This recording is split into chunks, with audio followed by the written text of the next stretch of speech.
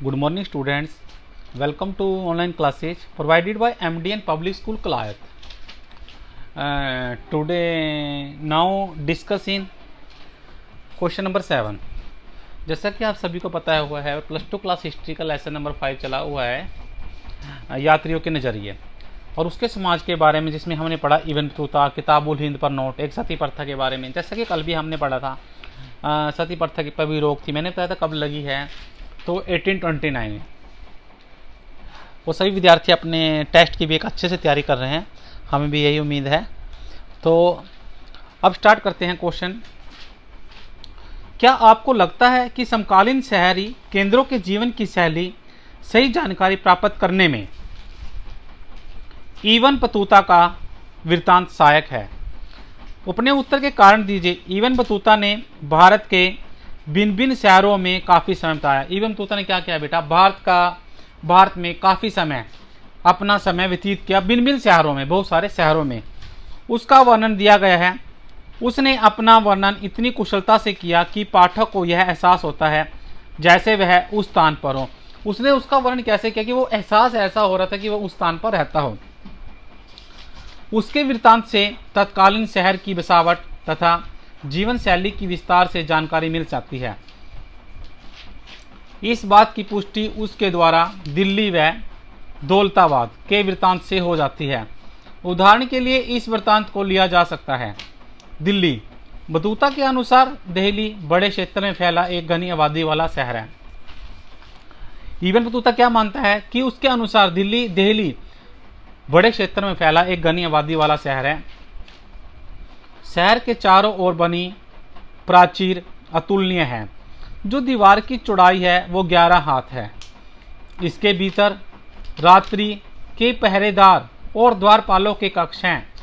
प्राचीर के अंदर खाद्य सामग्री, हथियार, बारूद, प्रेक्षापत्र तथा घेरेबंदी में भी काम आने वाली मशीनों के संग्रह के लिए भंडार गृह बने हुए थे। प्राचीर के भीतरी भाग में घुड़सवार, पैदल सैनिक शहर की ओर से दूसरे छोर तक आते जाते हैं। प्राचीर में खिड़कियां बनी हुई हैं जो शहर की ओर खुलती हैं और इन्हीं खिड़कियों के माध्यम से प्रकाश अंदर आता है। प्राचीर का जो निचला भाग है वो पत्थर से बना हुआ है, जबकि ऊपरी भाग ईंटों से बना हुआ है। जो प्राचीर है उसका भाग क्या है बेटा, ऊपरला भाग किससे बना हुआ है, पत्थरों से, और नीचे का निचला भाग पत्थर से बना हुआ है और ऊपर का भाग ईंटों से।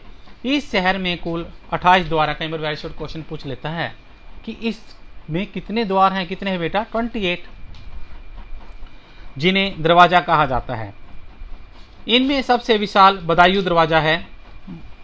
मांडवी दरवाजे के अंदर अनाज मंडी है और गुल दरवाजे के बगल में फलों का एक बगीचा है। दिल्ली शहर में एक बेहतरीन कब्रगाह है जिसमें बनी कब्रों के ऊपर गुंबद बनाई गई है और जिन कब्रों पर गुंबद नहीं हैं उनमें निश्चित रूप से मेहराब है। कब्रगाह में कंदाकार, चमेली तथा जंगली गुलाब जैसे फूल भी उगाए जाते हैं। ये फूल सभी मौसमों में खिले रहते हैं। अब बात करते हैं बेटा दौलताबाद की। दौलताबाद के बारे में इबन बतूता बताता है कि यह दिल्ली से किसी तरह कम नहीं था और आकार में भी उसे चुनौती देता था। यहाँ पर स्त्री और पुरुष गायकों के लिए एक बाजार था जिसे ताराबाद कहा जाता था। अर्थात क्वेश्चन पूछ लेते हैं ताराबाद किसे कहा जाता था, जिसमें स्त्री और पुरुष दोनों गायकों के लिए बाजार था। सबसे बड़े एवं सुंदर बाजारों में से एक था। यहाँ बहुत सी दुकानें थी। दुकानों को कालीन से सजाया गया था। बाजार के मध्य एक विशाल गुंबद खड़ा था जिसमें कालीन बिछाए गए। प्रत्येक गुरुवार सुबह की इबादत के बाद संगीतकारों के प्रमुख अपने सेवकों और दासों के साथ स्थान ग्रहण करते थे। गायिकाएं एक के बाद एक झुंडों में उनके समक्ष आकर सूर्यास्त का गीत गाती और नाचती थी। इबन बतूता के दोनों शहरों के वृत्तांत को जानने के बाद शहरी जीवन की विस्तृत झांकी आंखों के सामने आती है, जिससे यह स्पष्ट होता है कि शहर की बनावट कैसी थी, उसकी सुरक्षा के लिए क्या क्या कदम उठाए गए, वहां बाजार क्या था, बाजार में क्या था और बाजार में मिलता क्या था, और शहरों में सांस्कृतिक गतिविधियां थी। अब जैसे कि आपने क्वेश्चन पढ़ लिया, मैं बच्चों से क्वेश्चन पुट करता हूं। एनी स्टूडेंट्स, क्वेश्चन के बीच में क्वेश्चन आया था, उसमें कितने द्वार थे?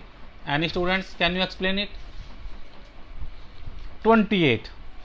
मैं आपको फिर बता रहा हूं, आप इसको ध्यान से क्वेश्चन को सुने कि उसमें सब्जेक्टिव क्वेश्चन बहुत आते हैं, आप लोग इसमें थोड़ा सा सीरियस सुने। अब बात करेंगे अगले क्वेश्चन की। जो सा क्वेश्चन है कि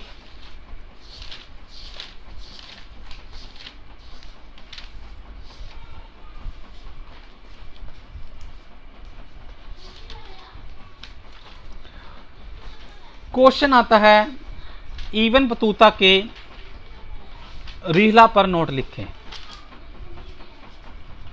रिहला या किताबा इब्न बतूता के संस्मरणों पर आधारित रचना है। इसे सफ़रनामा के नाम से जाना जाता है।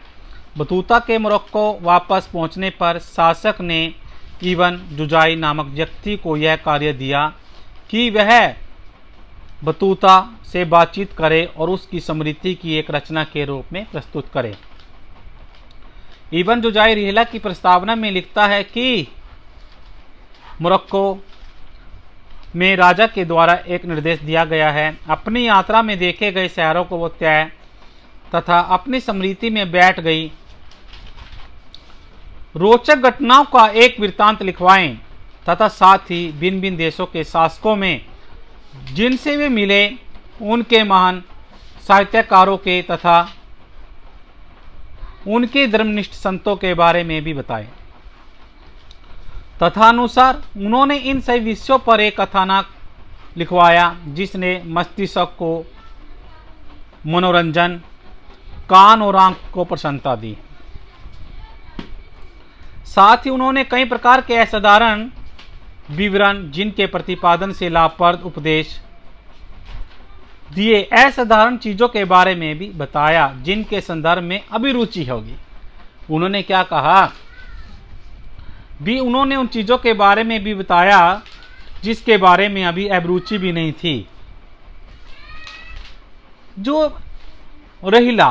रहीला में भारत के बारे में विस्तृत रूप से वर्णन किया गया है। रीला क्या है? किताब, पुस्तक, रीला, रहला, सफरनामा। इस वर्णन में भारत की प्रकृति, पशु पक्षी, नदियां, गांव व शहरों के बारे में बताया गया है। उसने मोहम्मद तुगलक के बारे में भी विस्तृत प्रकाश डाला। बतूता मोहम्मद तुगलक को संतुलित, शिक्षित, न्यायप्रिय, प्रतिभाशाली व दूरदर्शी शासक बताता है। बिल्कुल है भाई, इसमें क्या चोरी है। जब इब्न बतूता ने भारत में लगभग 14 वर्ष का समय लगाया, राज्य, समाज, धर्म, प्रकृति और अर्थव्यवस्था से संबंधित हर प्रकार की सूचना भी एकत्रित की। उसका वृत्तांत उसका जो वृत्तांत था और उसके समकालीन लेखों की तुलना में बहुत अधिक विश्वसनीय था। उसने सूचनाओं को काफी हद तक दरबार से भी मुक्त रखा। जो उसकी सूचनाएं थीं, उसने अपनी गुप्त सूचनाओं को भी दरबार से मुक्त रखा। वह कृषि, उद्योग व व्यापार की दृष्टि से भारत को उन्नत बनाना चाहता था। क्या बनाना चाहता था? कृषि की दृष्टि से और व्यापार की से। सड़कों को असुरक्षित लिखता है। परिवहन के साधनों में पशुओं के प्रयोग को भी अधिक महत्व दिया गया। भारतीय बाजार के बारे में रिहला का विवरण उल्लेखनीय है। जैसा कि आज आपने बेटा 2 क्वेश्चन पढ़े हैं। इब्न बतूता के रिहला पर एक नोट लिखें और एक टेक्सचुअल क्वेश्चन 7 पढ़ा है। चर्चा कीजिए कि समकालीन शहरों में केंद्र की जीवन शैली जानकारी प्राप्त करने में इब्न बतूता का वृत्तांत सहायक है।